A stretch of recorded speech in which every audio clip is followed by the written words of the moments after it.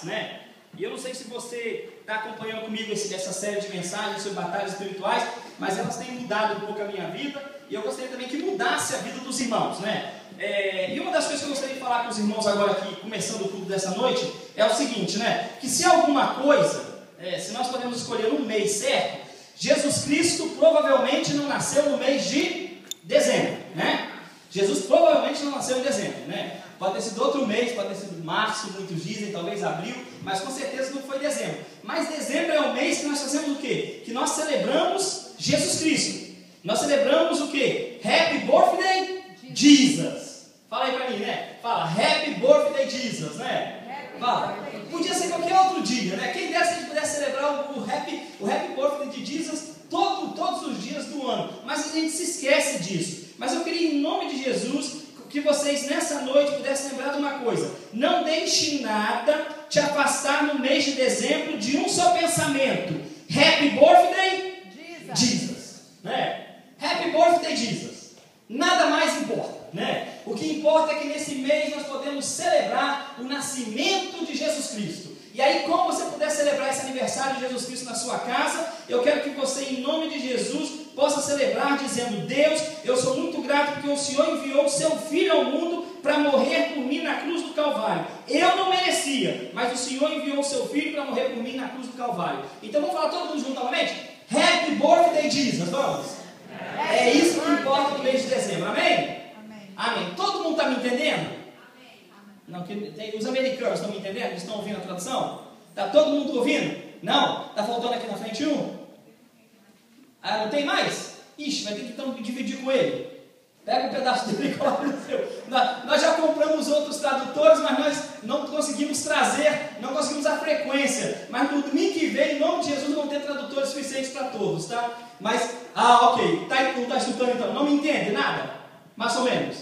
E o Espírito, você é espanhol? Habla espanhol. Então, se português é espanhol errado, não? Então, você mais ou menos me entende, né? O português é o espanhol errado, não é assim? O espanhol é o português errado. Mas, então nós estamos tratando nesse mês, é assim, André? É assim, né? André que me entende, né? André entende bem. Então nós estamos tratando esse mês sobre as guerras espirituais. E nessa noite, irmãos, eu gostaria de parar um pouquinho nesse tema de vencendo minhas batalhas. Minhas batalhas. Olha, não muito tempo atrás eu trouxe uma série de mensagens sobre preparando-se para a batalha. O que a gente tem que fazer para preparar para a batalha? Depois eu falei sobre o problema da murmuração, né? A gente murmura tanto, reclama tanto, que acaba esquecendo de quê? De agradecer as bênçãos que o Senhor dá para a gente. Porque nós estamos murmurando e esquecemos de agradecer as bênçãos. E no domingo passado nós falamos sobre o quê? Sobre o problema do egoísmo. Os irmãos lembram dessa palavra? Né? As batalhas espirituais, eu chamei a mensagem de me, myself and I, né? A gente, tudo é sobre a gente. Eu e eu mesmo. Porque nós estamos preocupados conosco mesmo. E eu estou preocupado também com você nessa noite. E nessa noite eu gostaria de falar com você sobre vencendo as minhas batalhas. Vencendo as suas batalhas. A sua própria batalha. Então, como nós podemos vencer as nossas próprias batalhas? E nós vamos entrar num texto que é maravilhoso. Nós já começamos falando que o texto básico para isso está em Efésios, não é isso? E nós vimos ali quando Paulo diz o quê? Que nós não lutamos o quê? Com inimigos que a gente pode ver. Mas o inimigo que a gente luta é um inimigo espiritual. É um inimigo que está fora do nosso alcance. É nas regiões celestes. O diabo ele fica tentando o tempo todo, como dizem em Pedro, não é isso? Rugindo como um leão, tentando agarrar as nossas vidas. Então a nossa briga principal não é contra o seu irmão aí do lado. A briga no domingo na igreja não é com o seu irmão, não é nada, embora muitas coisas possam acontecer. Mas a briga é no nível espiritual.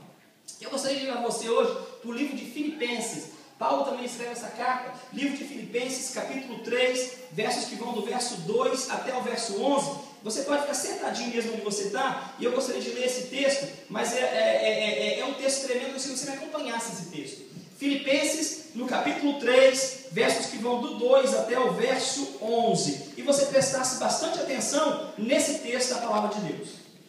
Filipenses está no Novo Testamento, então pega a Bíblia no meio e vai para frente, livro de Filipenses.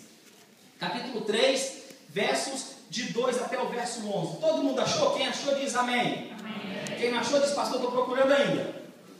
Tá bom, pode procurar, eu não tenho pressa não. Filipenses, quem não tem Bíblia, levanta a mão aí, que eu ofereci uma Bíblia. Lá atrás tem Bíblia? Você tem Bíblia, Cláudio? Está sem Bíblia, está com Bíblia aí? Está com Bíblia? Tá bom. Quem está sem Bíblia? Aqui, outra Bíblia aqui. Quem está sem Bíblia? Tem a mini Bíblia aqui, ó. Ok, Filipenses capítulo 3, versos que vão de 2 até o verso 11.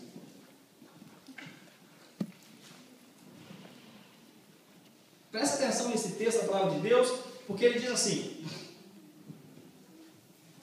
acautelai-vos dos cães, acautelai-vos dos mal-obreiros, acautelai-vos da falsa circuncisão. Porque a circuncisão somos nós, que servimos a Deus em espírito, e nos gloriamos em Cristo Jesus, e não confiamos na carne. Se bem que eu, Paulo falando, poderia até confiar na minha carne, dizer: se algum outro julga poder confiar na carne, eu julgo confiar na minha carne ainda mais. Aí Paulo diz sobre ele: circuncidado ao 8º dia, da linhagem de Israel, da tribo de Benjamim, hebreu dos hebreus, quanto à lei eu era fariseu. Quanto ao zelo, eu persegui a igreja. Quanto à justiça que há na lei, fui irrepreensível. Eu tenho que parar aqui, irmãos, para falar o seguinte, né? Para um camarada poder escrever que ele é irrepreensível, o cara tem que ter bastante coragem, não tem? Quem aqui teria coragem de escrever uma carta para alguém e falar assim: olha, eu sou irrepreensível, eu não faço nada errado? Levantou a mão, não. Eu não faço nada errado, não fiz nada errado, e eu sirvo a Deus em todas as coisas. Diz ele: eu sou irrepreensível, fui irrepreensível, mas o que para mim era lucro, passei a considerá-lo como por amor de Cristo, como perda. Sim, na verdade, tenho também como perda todas as coisas, pela excelência do conhecimento de Cristo Jesus, meu Senhor, pelo qual sofri a perda de todas essas coisas, e as considero como refúgio, para que possa ganhar a Cristo, e seja achado nele, não tendo como minha justiça a que vem da lei, mas a que vem pela fé em Cristo, a saber, a justiça que vem de Deus pela fé, para conhecê-lo e o poder da sua ressurreição, e a participação dos seus sofrimentos, conformando-me a ele na sua morte, para ver se de algum modo posso chegar à ressurreição dos mortos. Um homem que se diz irrepreensível, ele diz: será que eu vou conseguir chegar a o quê? A ressurreição dos mortos. E nós, irmãos? Será que chegaremos na ressurreição dos mortos? Vamos orar ao Senhor. Deus, nós te damos graça por essa palavra, Deus querido, lida aos nossos corações nessa noite. E nós, ó Pai querido, queremos te agradecer em nome de Jesus, porque o Senhor tem sido fiel para conosco. E o Senhor tem cuidado de nós. O Senhor tem nos ajudado a sermos diferentes e diferenciados. E nessa noite eu te peço, ó Pai, que a tua unção esteja sobre as nossas vidas mais uma vez. Fala conosco através do teu Santo Espírito, ó Deus querido. E que nós possamos, ó Pai querido, sair daqui, ó Pai querido, conscientes de que temos que continuar a nossa luta. Temos que continuar a nossa batalha. Mas que a nossa batalha está ganha somente se nós confiamos e entregamos ela a Ti. Em nome de Jesus. Amém e amém.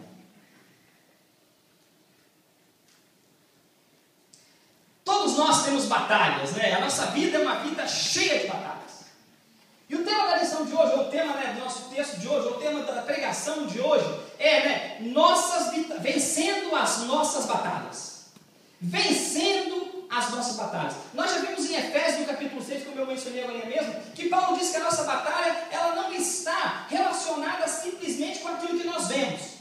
Eu falei para vocês há um tempo atrás aqui, não muito tempo atrás, que eu estava conversando com o Márcio outro dia. Fica de pé um pouquinho só, Márcio, né? Levanta, Márcio. Levantou, agora pode sentar. Olha o tamanho do Márcio, né? Senta ali, Márcio. E eu cheguei com o Márcio para conversar com o Márcio. Falei: Márcio, a última batalha que você teve lá, você teve aquela luta ali, né, em Las Vegas. E quando mudaram, né? Porque eles mudaram de última hora, o cara que ia lutar com ele, colocaram um cara que era melhor, ou que tinha perdido menos. E eu falei com ele bem assim: quando você pensou naquilo, pensou no cara, não dá um pouquinho de medo, não? E aí o Márcio falou assim: se der medo, eu nem entro na briga. Se você for com a cabeça de que você vai perder, ou que você vai lutar para perder, ele falou assim: eu nem entro na briga. Irmãos, a verdade é que nós hoje em dia, a maioria das nossas batalhas, elas são perdidas e nós as perdemos já na nossa própria cabeça, já na nossa própria mente, já no nosso próprio coração, já naquilo que nós não acreditamos que vai dar certo.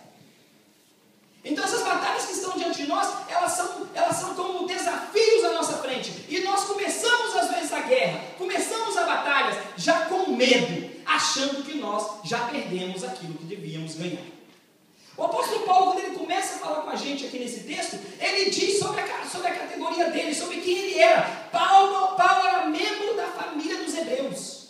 Ele era hebreu, ele era nascido de hebreu, ele foi circuncidado ao 8º dia, ele era da tribo de Benjamim, ele também era fariseu na lei hebraica. E o fariseísmo, irmãos, era assim, né? É até interessante eu abrir uma pausa aqui para falar, porque na igreja, no tempo dos judeus, ali na época de Jesus Cristo, existiam duas turmas bem fortes, que eram os saduceus e os fariseus. Eu quero dizer uma coisa para você: essa divisão dentro da igreja, ou dentro do seio do corpo do Senhor, acabou acabando com tudo deles, o templo e tudo. E eles passaram o quê? Por causa dessa briga, por causa dessa divisão que eles tinham, de uma briga interna entre eles mesmos. Eles acabaram com tudo aquilo que o Senhor tinha separado para eles. É como cumprimento da profecia, sim. Mas essa rincha, eu acredito nisso, eu acredito naquilo, eu gosto mais disso, eu gosto mais daquilo. Irmãos, isso não leva você ao céu. O que leva você ao céu é o sangue do nosso Senhor e Salvador Jesus Cristo. E essa briga dentro da igreja, essa briga dentro da própria religião, trouxe a destruição deles e não a união deles. Então eu quero abrir esse parênteses para falar com você, em nome de Jesus, né? Nossos irmãos, quem está do seu lado não é seu inimigo, é seu irmão, é seu amigo de guerra. Olha aí para o seu irmão e fala: olha, você não é meu inimigo, você é meu irmão de guerra. Não é assim? E às vezes nós achamos que o nosso inimigo está dentro da nossa igreja, mas não é. Aqui nós somos um corpo só, aqui nós somos um só, aqui nós somos um só Espírito. E Paulo ele quer dizer isso, ele diz: cuidado, para que vocês não possam o quê? Ficar um contra os outros e acharem que vocês são tão bons, que são perfeitos. E quando você se acha perfeito, você sai do nível, né? Você já viu? Olha aquele lá, eu não sou igual a ele. Olha como é que ele vem para a igreja. Parece que não tem modos, não sabe a roupa que tem que colocar. Olha aquele ali, não sabe se vestir. Olha aquele lá atrás, será que não está vendo que o penteado dele não dá certo? Olha o tamanho da Bíblia daquele irmão. Pelo tamanho da Bíblia, dá saber o conhecimento dele. Não deve ler aquela Bíblia a semana toda, né? Preocupado com a vida dos outros, olhando para a vida dos outros e sem olhar o que é a nossa própria vida.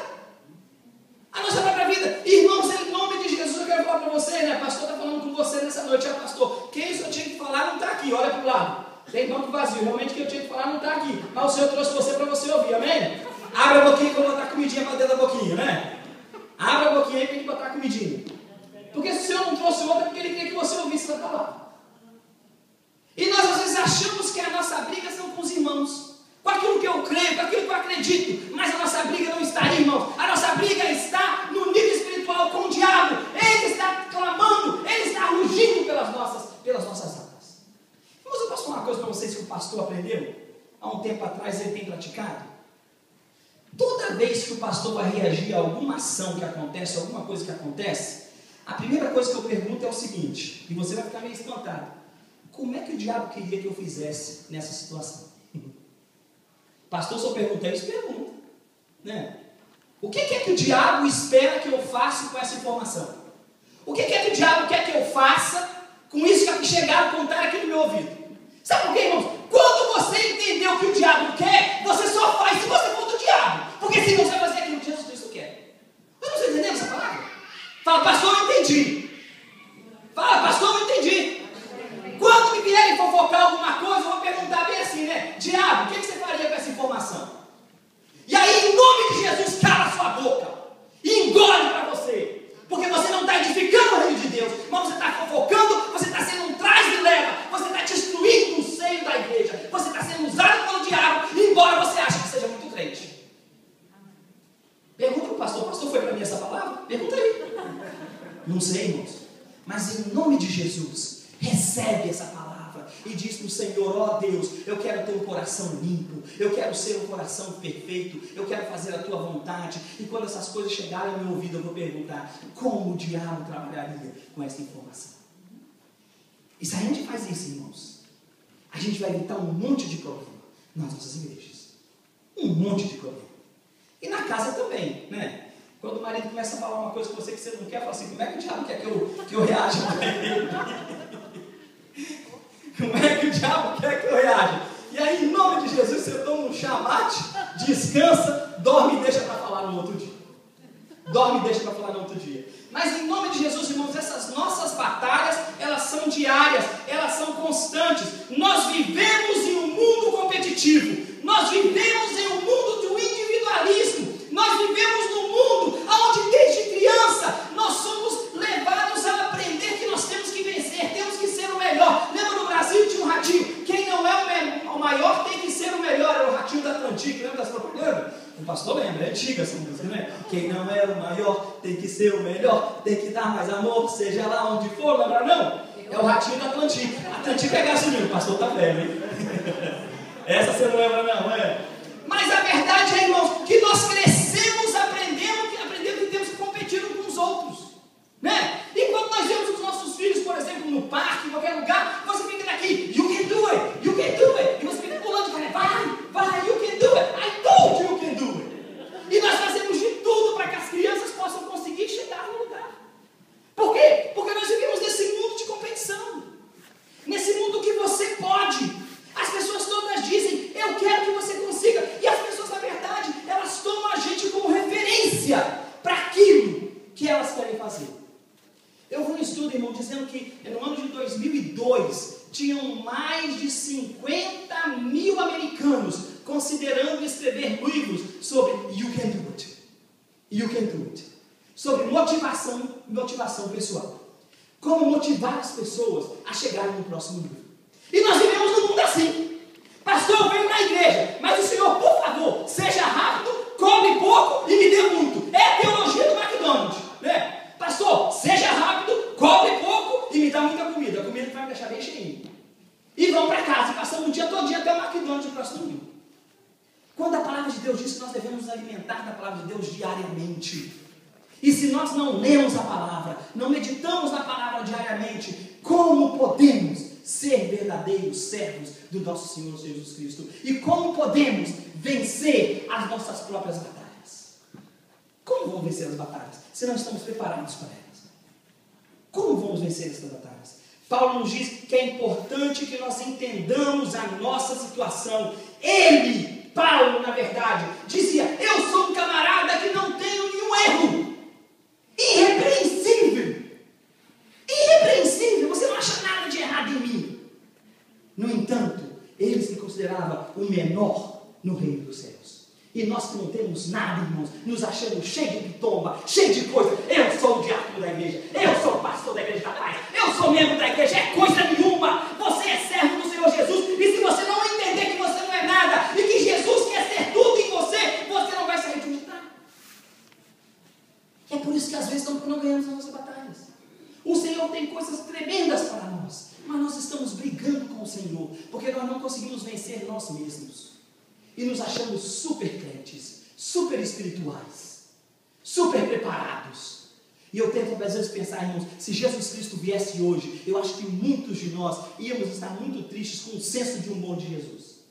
Porque Jesus não tinha vergonha de olhar para o fariseu e falar: você é fariseu.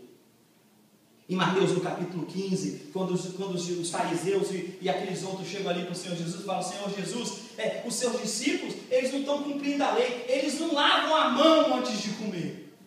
E Jesus falou o quê? O mal não é o erro que entra pela boca, mas o mal é o que sai da boca do homem.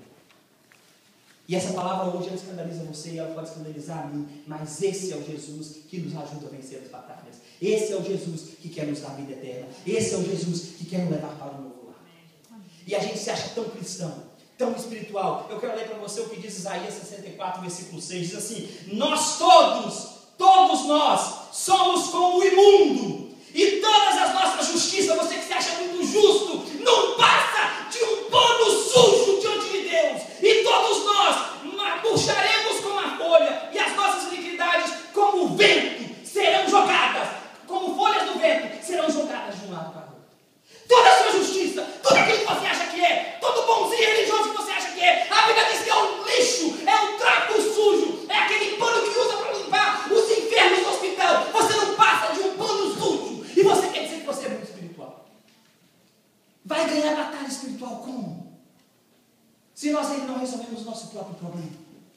problema da nossa humildade diante do Senhor. O problema da nossa resolução de quem nós somos realmente perante o Senhor. Eu gostaria de rapidamente falar sobre 3 batalhas que nós temos e que você deve procurar e estar atento a elas. A primeira batalha que nós temos, irmãos, é a batalha da nossa mente. A batalha da nossa mente. Nós temos um problema sério na nossa mente. Nossa cabeça está poluída, o nosso interior está impuro e nós achamos que somos religiosos, mas não estamos prontos para trabalhar na nossa mente. Viver a vida da maneira como Deus quer, existe a manutenção de uma mente pura. Provérbios no capítulo 4, 23 diz: acima de tudo, guarde o seu coração, pois dele depende toda a sua vida. Guarde o teu coração, pois do teu coração depende toda a sua vida. E nós estamos longe do Senhor, afastados do Senhor, como se nós não fôssemos prestar conta ao Senhor disso que está acontecendo conosco. Os nossos lábios estão sujos e os nossos lábios falam aquilo que desagrada ao Senhor. Isaías 29, versículo 13 diz: este povo me honra com os lábios, mas o seu coração está longe de mim. Em vão me adoram, seus ensinamentos não passam de regras ensinadas por homens. Regras ensinadas por homens. Igreja Batista da Paz, para que nós possamos vencer as nossas batalhas, inclusive a batalha da nossa mente, é necessário que nós nos tornemos realmente servos do nosso Senhor e Salvador Jesus Cristo. Há muitos cristãos que vêm ao culto no domingo, eu já falei isso tantas vezes, mas na segunda, terça, quarta, não são nada de crentes. Saem daqui no domingo e pegam o telefone e ligam: você viu a música que o Gesiel cantou? Não gostei. Você viu a mensagem do pastor? Foi muito longa. Você viu o que aconteceu com aquela irmã? Sentou no meu lugar, não podia ter sentado lá. E aí volta no domingo e quer novamente receber a bênção do Senhor. Vai receber a bênção como? Vai receber a bênção do Senhor como? Se você está preocupado com aquilo que não edifica. E o Senhor nessa noite está falando com você: é hora de parar com isso. É hora de acordar. É hora de vencer a batalha da sua mente.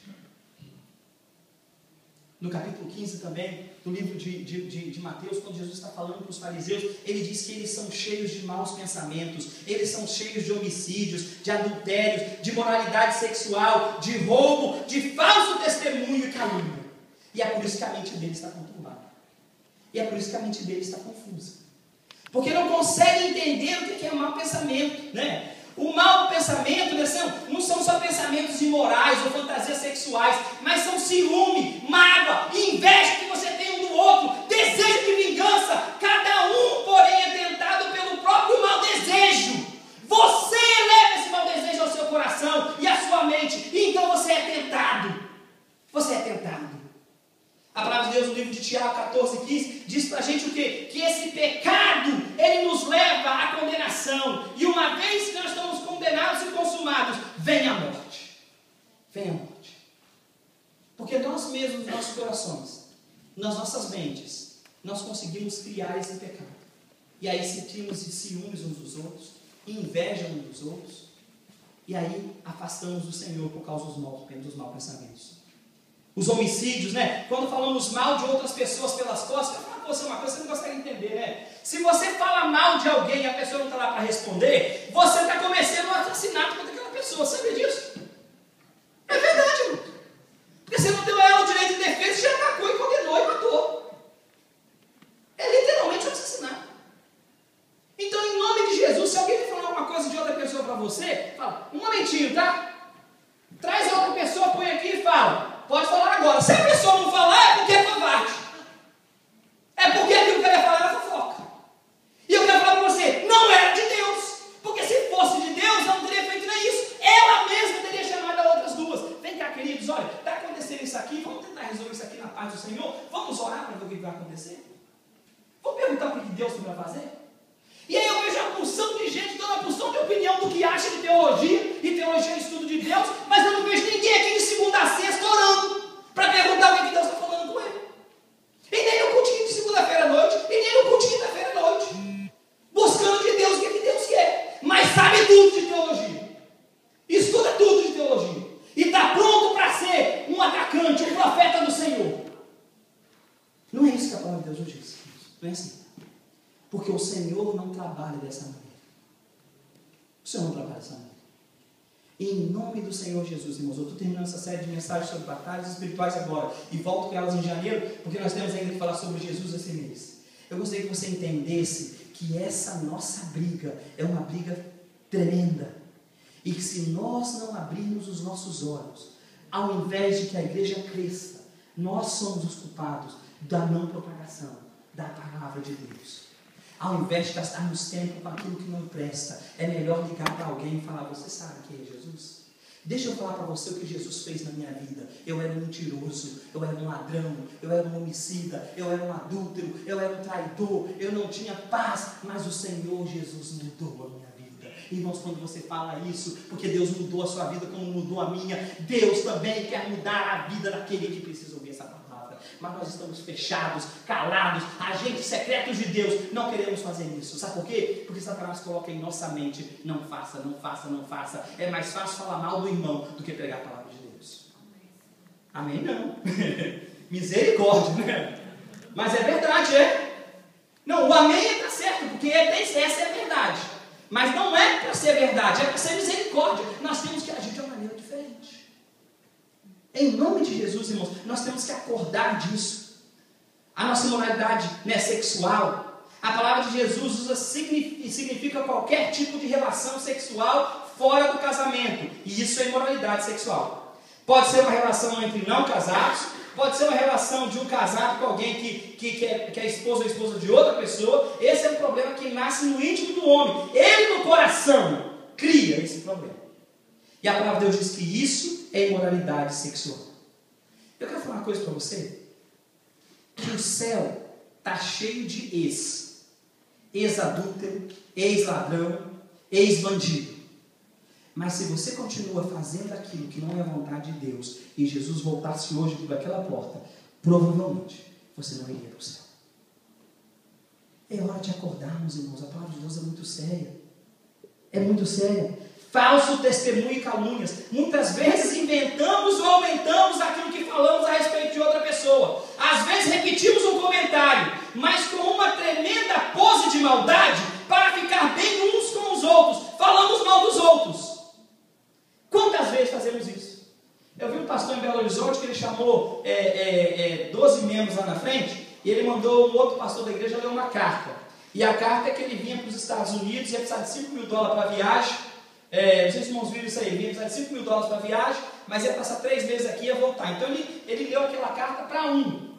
Depois que ele leu aquela carta, ele mandou chamar o outro, e o cara agora aqui que tinha ouvido, ele começou a ler. Ele mandou falar aquilo que ele ouviu da carta. Olha, eu não sei não, mas a carta dizia que parece que o pastor pegou $5 mil de alguém aí e vai viajar para os Estados Unidos fugido. Agora, o que aconteceu realmente eu não sei, mas algo aconteceu. Quando chegou no último, o pastor já estava sendo procurado pela Polícia Federal. Porque cada um vai aumentando o caso de uma maneira que não é aquilo. Então, se você não sabe o que você vai falar, é melhor você não falar, irmãos. Pergunta a Deus, pergunta ao Espírito Santo de Deus se é hora de você falar ou não. Porque você acaba aumentando aquela história e leva para um lugar que não era aquilo que era verdade.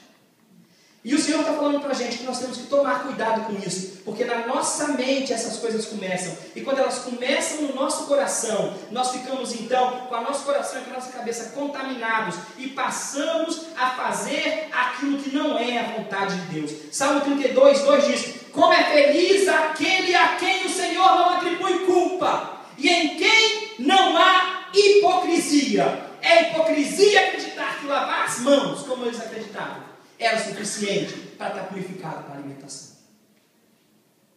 E às vezes você é muito crentinho em tudo na igreja, mas na hora de demonstrar o verdadeiro amor, na hora de vencer a batalha espiritual da sua mente, você está ficando aquém daquilo que o Senhor tem para você.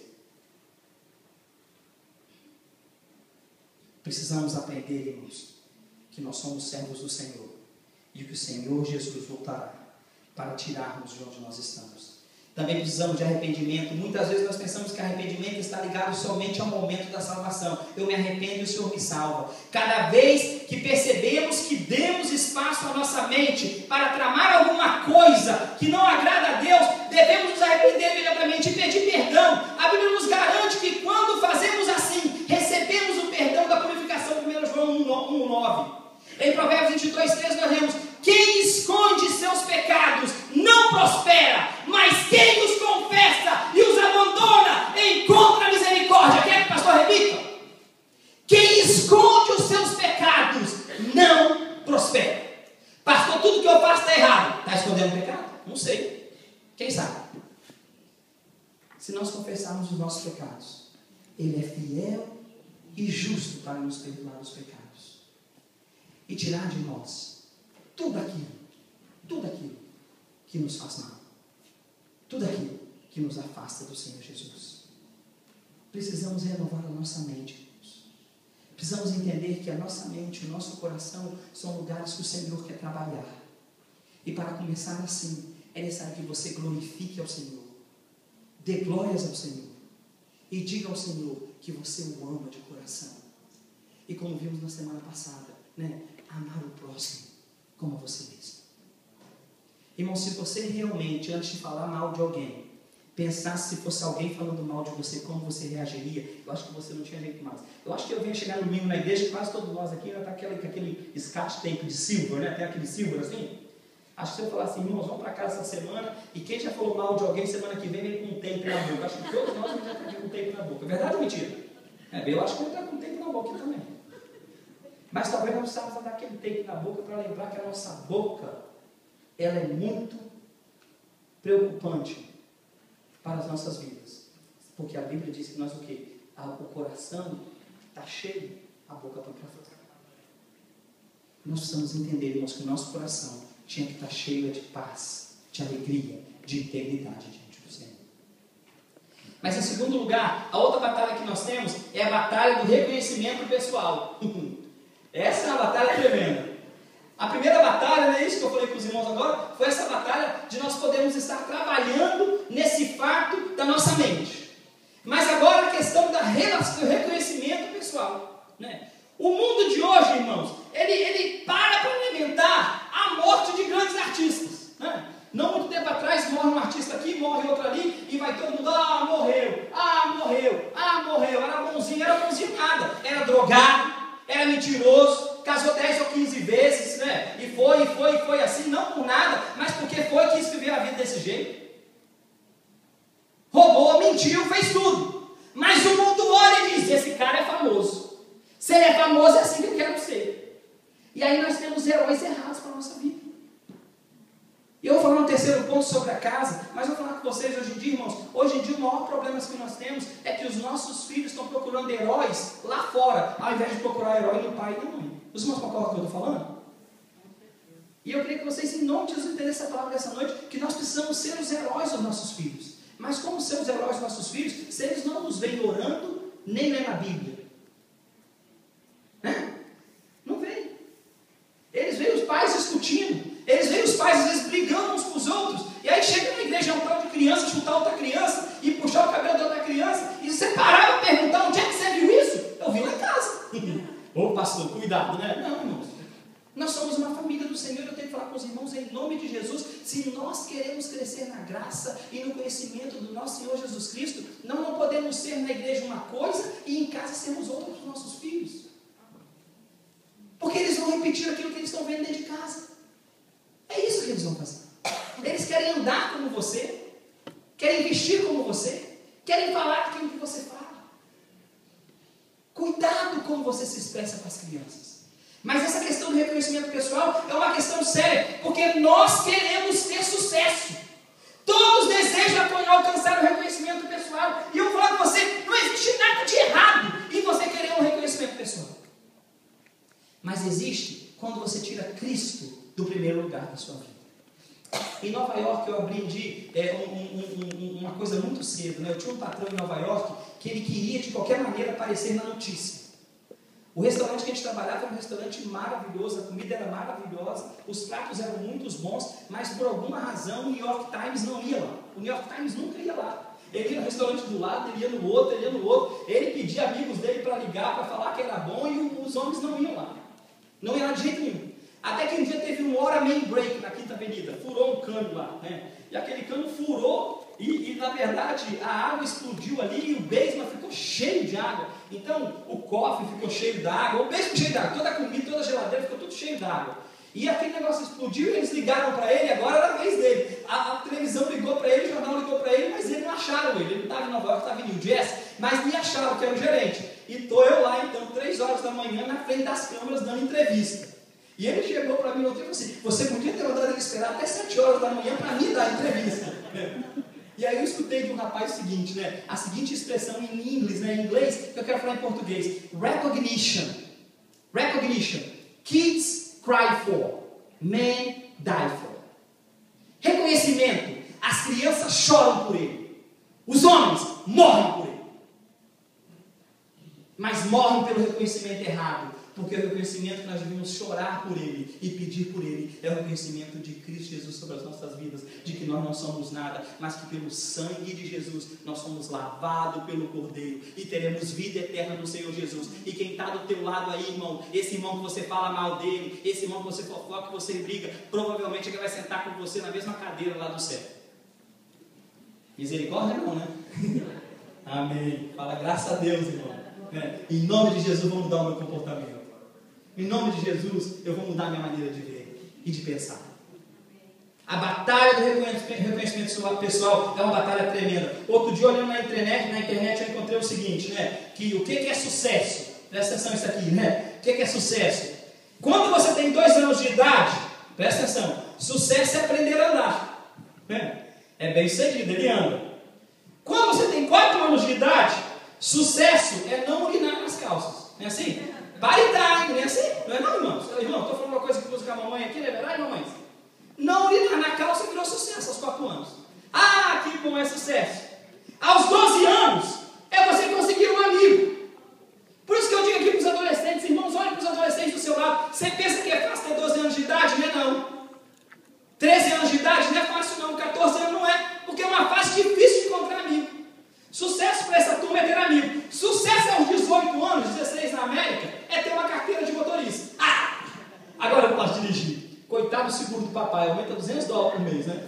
Mas o sucesso é ter a carteira de motorista aos 16, 18 anos de idade. Quando você tem 20 anos, aquele que está longe, que essa entrevista aqui não é uma entrevista na igreja, é uma entrevista do mundo. Quando você tem 20 anos de idade lá fora, sucesso é fazer sexo. Agora eu sou um homem, sou uma mulher. Eu sou dono do meu próprio nariz.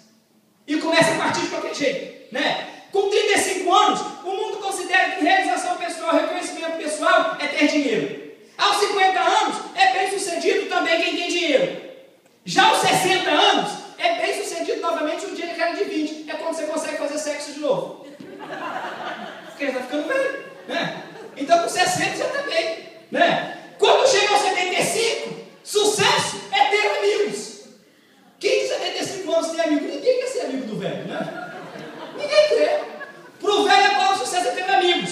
E quando chega aos 80 anos, sucesso é deixar de urinar nas calças. E quando chega aos 90 anos, sucesso é conseguir andar novamente, porque já esqueceu, não consegue mais. Então aquilo que era sucesso aos 2 anos, volta a ser sucesso aos 90 anos. Eu quero falar com você que a palavra de Deus diz, irmãos, que depois dos 70, 75, tudo na vida é cansaço e enfado. E aquilo que você guardou, aquilo que você lutou tanto por isso, aquilo que você tentou tanto para fazer, para quem vai ser? Para quem vai ser? O nosso sucesso, irmãos, ele tem que estar baseado na salvação em Cristo Jesus. Nós temos que entender que para que nós sejamos bem-sucedidos, é necessário que nós conhecemos o Cristo do bom relacionamento, o Cristo do sucesso, o Cristo do reconhecimento pessoal. Toda vez que alguém chegou para Jesus Cristo para conversar com Ele, Ele deu atenção àquela pessoa. Toda vez que Jesus Cristo foi conversar com alguém, ou que alguém veio conversar com Jesus, Jesus fez aquela pessoa se sentir como a pessoa mais importante que ela podia ser. Eu quero falar com você, nessa noite, Jesus Cristo está falando com você, eu quero que você seja a pessoa mais importante nesse relacionamento. Mas para que isso aconteça, é necessário que você busque a presença do Senhor. Em terceiro e último lugar, a última batalha que eu quero falar com você nessa noite, é a batalha no nosso lar. Pastor, tem que entrar aí? Tem. Tem que falar sobre a casa? Tem. Porque é um pouco difícil, não é assim? A gente gasta mais tempo com a esposa do que qualquer outra pessoa, com o marido do que qualquer outra pessoa, né? Então a gente conhece mais eles do que qualquer outra pessoa, né? E infelizmente lá dentro de casa ainda acontece às vezes os maiores problemas, né? Senão vai só lá em casa. Aí ele balançou a cabeça, né? Mas não é assim? Não é assim? Porque você está ali o tempo todo conversando, então tem hora que você fala uma coisa que eu não entendo, que não acha daquele jeito. E aí você começa a quê? A ficar um pouco fora, às vezes, daquele comportamento, que é o comportamento que o Senhor Jesus quer para os nossos lares, para os nossos relacionamentos. Né? E a mulher diz, né? O marido você não serve para nada. Tudo que você toca dá errado. Tudo... Não, fala melhor. Fala misericórdia. Ai, pastor. Fala misericórdia em nome de Jesus. Por quê? Porque nós, dentro das nossas casas, irmãos, nós podemos ajudar o nosso marido ou não. Pastor, você não conhece meu marido, ele acorda de manhã cedo, ele está tão deprimido que ele não quer levantar da cama. Faz um café mais forte para ele, dobrado, que aí ele levanta. Dá um Gardenol para ele, sei lá o que é o nome daquele remédio lá, né? Dá um bicho nele lá, né? Dá um negócio lá, Gardenal, sei lá. Mamãe lá em casa, meu pai bebia muito. Meu pai, ele bebia mesmo, tudo que você botasse na frente dele. Ele bebia na rua, quando chegava em casa tinha um filtro ainda que filtrava a bebida e ela vinha pura, porque ele queria cachaça pura. Então filtrava ela 2 vezes de pura e bebia todas, né? E mamãe, de vez em quando, quando a gente entrou para a igreja, mamãe falava para ela que tinha um remédio que você botava na bebida que o camarada parava de beber. E mãe começou